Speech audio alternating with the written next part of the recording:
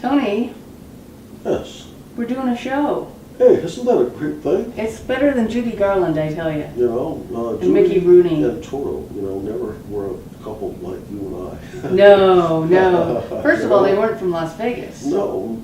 And they aren't doing a show together at RTZ Gallery. It was sponsored by the Richard Hooker.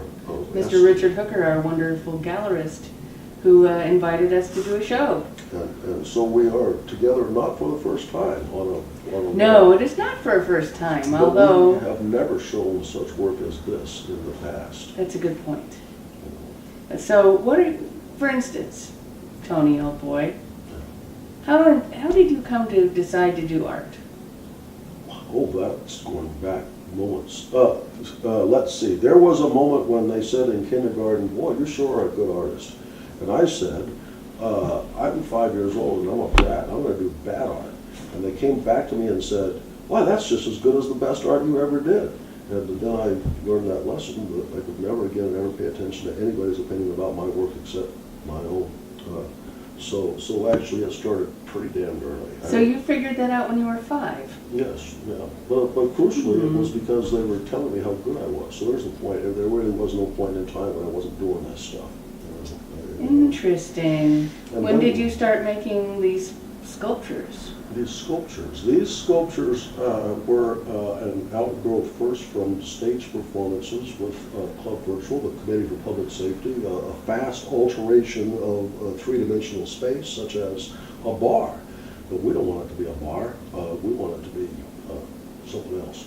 It could have been bars. I know I was involved in one at the Summerlin Library. Summerlin Library. So there was a period of time when I spent a lot of time just designing stage elements in reference to collective shows that were done around town, and that was a lot of fun. Always under the primary production supervision of Doug Jablin. They look great. Then came the day when there was Burning Man, and suddenly a revelation that there were at least hundreds of thousands of people creating very, very quickly designed temporary environments. I hear it's the best place for viewing public art ever. It's the best place I've ever seen.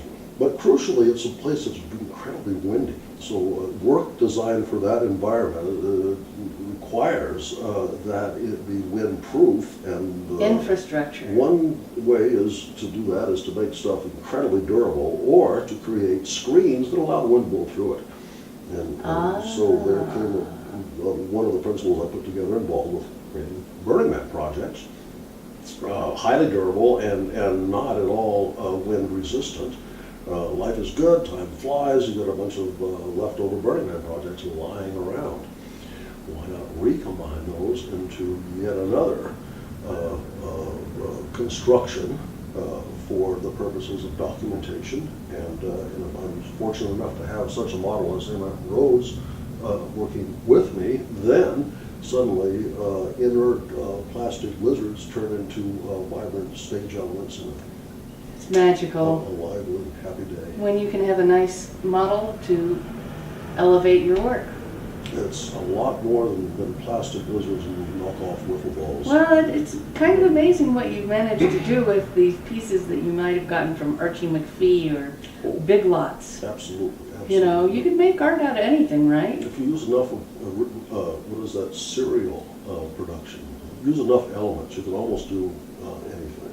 Lucky Charms? Oh, a lot of Lucky Charms. We got to buy them by the gross, 144, maybe. Or more. Yeah, 200 to 300 elements. Or 30,000 feet of fishing line. 10,000, a mere 10,000 feet of fishing. Well, I thought it was 10,000 Oh, it's yards. 10,000 yards, you're right. That's See that? Look 30,000 at that. feet. Well, you know, Isn't that fabulous? isn't it great? And the crucial point was sitting around with these things and tangling them all up, because tangles do not occur spontaneously within a natural environment. They tend to be a result of effort. You have to work hard for those tangles. Tangles are tough, but such an achievement. So one thing led to the other. virtual led to collages.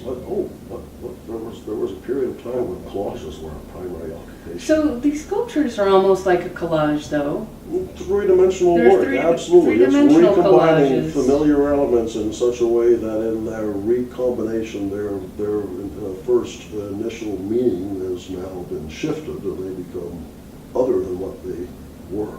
Absolutely. And so at the show at RTZ Gallery, we're going to actually have a couple of at least elements of pieces, right? We're going to prove by the human eye that these are physical constructions and challenge people to try to digest just how long would it take to make this kind of stuff. Because the photographs are beautiful, but they're artifacts. they're artifacts, and they don't necessarily give as much depth. Some of them do, but as you can see in the pieces themselves. I think it's going to be marvelous that you have your photographs, your documentation, your images that you're creating with photography, but we're going to have some of the base material that we can see that came from. The improbable base material. Well, that doesn't happen in very many gallery shows. Yeah, but where you also get to have both things. These pieces are stage sets. Essentially, these photographs are documentation of a stage set with some life put into it. But the stage set, there was no possibility of finding these images. They had to be constructed, built over a vast span of time. And that's a school of art that's floating around is the great thing. That is the potential for a fast shot becomes ever more accessible. Here and there comes someone along and says, I don't want to do it that quick. I just want to take my time to the point of creating, a physical environment through hammers and nails and hardware. What a great idea! Art involving hardware. And this is the odd result. And we get to see it. Likewise. But speaking of likewise, You want to turn this around? I think we should turn this around. Okay. We should turn this around. We have images involving a glow, iridescence, shimmering aspects of this color spectrum dissolving through close concentration. As if through a study of the white light has dissipated and turned into all these other varieties of possibilities. Well, growing up in Las Vegas, as did you, we didn't grow up with a lot of white light. There's a lot of colored light here. Love right? that colored light. So we have great light and colored light and neon. Neon is fantastic. Brilliant color. Yeah. Yeah, and no meaning to the color except the sheer utter beauty of that. There's nothing wrong with sheer utter beauty. Not a bit. Not sheer a bit. utter beauty, that's all I'm saying. No. So what I've done with my work for this show, a lot of my most recent work has been quite narrative in its construction. You know what you're looking at, or at least you have an idea. The ones I'm showing in this are not like that. They're very abstract, and essentially you're constructing your sets and you're making your pieces. What I'm doing is I'm going around Las Vegas where all this amazing light happens, and I'm collecting it with my camera. I'm collecting these light happenings, and they may or may not be. Maybe you can tell what they are, maybe not. But they're beautiful, and they are all around us. But for some reason, I'm seeing them, and so I'm saving them. I'm saving them for you. It might be childhood, in the sense that it was never of any value whether or not a sign had some branding value. Nobody cared what the sign said particularly. It was simply the brilliance of the light. And if the signs had been in Cyrillic or had been in just no language at all, they would have been just as beautiful. Well, maybe this is a function of when I lived in Japan, and I'm surrounded by an alphabet that I don't necessarily understand. So there's the purity. In that case, there's a purity of the light that simply the light itself is the source of beauty. Right. Not the whatever it is. It's not the thing. Yeah. It's Yeah. just the light. You know, and maybe that's what we here have because of childhood, that somebody else who was here for a moment doesn't grasp that it doesn't make any difference what that sign says. It is all about the quality of the animation, the activity, all the various And you points. can collect this light anywhere. You know, and once you found it in a great big sign, right, you can take it down to a salt shaker. Yes, Ah, indeed. even salt shakers, Even tiny little things. you know, have the potential for the cosmos, for a galaxy contained within a grain of salt. Sometimes looking inward You know, gives makes us- a big universe. Tell that to scientists, they'll say the same thing to you, They'll I think. say, well, you know, we've been telling you. I'd be dangerous with an electron microscope.